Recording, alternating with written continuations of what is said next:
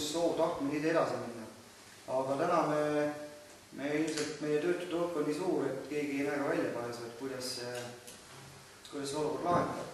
Ja me oleme nüüd jõudnud selleni, et kui me räägime siin põhiliselt oma külapõhisest elust, siis ennekõike inimese enda motiveerimiseks ja julgustamiseks me näeme, et võiks olla ühistegevus külas.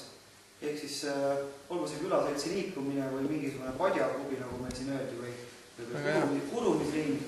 Aga sinna kindlasti peaks kaasama väga palju erinevaid huvigruppe, ehk siis võib-olla selliseid ka ettevõtlikumaid inimesi, kellel võib-olla igapäevaselt aega ei ole, aga kõigi tutvusring on ju väga suur ja need inimesi on võimalik sinna ikkagi saada.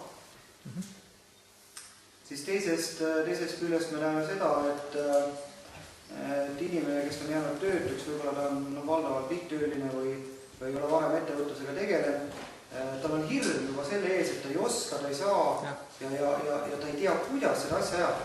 Sest tal ei olegi konkreetselt kedagi, kelle juurde minna küsima, et kuidas ma nüüd seda teen ja miks ma seda nii pean tegema.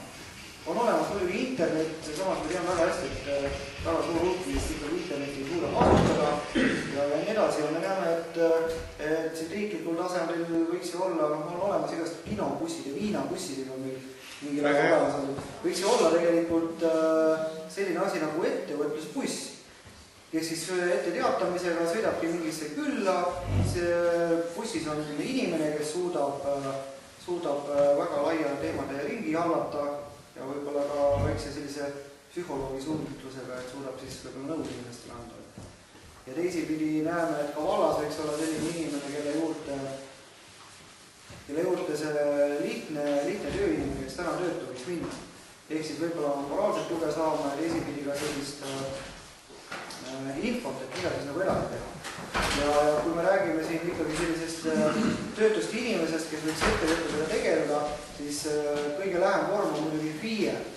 Kahjuks ei ole riik täna kuidagi seda FIE-ndust soodustanud. Meie ettepanek on see, et riik peaks oma maksupoliitika kindlasti üle vaatama FIE-de teemal, et iga FIE täna teab, et tal odavam nii-öelda tuleb olla ikkagi eraettevõtja või ütleme siis osaühingu omani. Ja see oleks nagu väga konkreetne samm, mida riik võiks kaaluda, et seda teeb minna.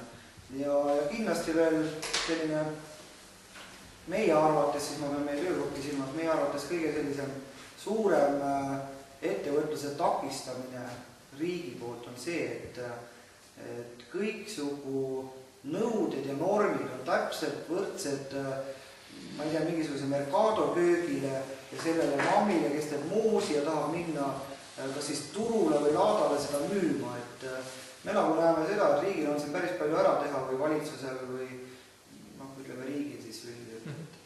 Et muuta võib-olla seda seadusandlust selliselt, et kui me tõesti peame nimetama seda mammi koogiküpsetust või moosi tegemist, sest nii-öelda köögiks tema pööki, et võib-olla me saame kuidagi teistmoodi nimetada ja neist euronormidest mööda hiilida. Et siin me sõidame Musta Täku talli juurde laadale, aga samas võib-olla keegi tahab suhkruvatti müüa, aga ta ei tohi seda ametlikult teha, sest tal ei ole euronõuetele vastavat köögi. Laias laastus. Väga hea, aitäh! Suurepärane!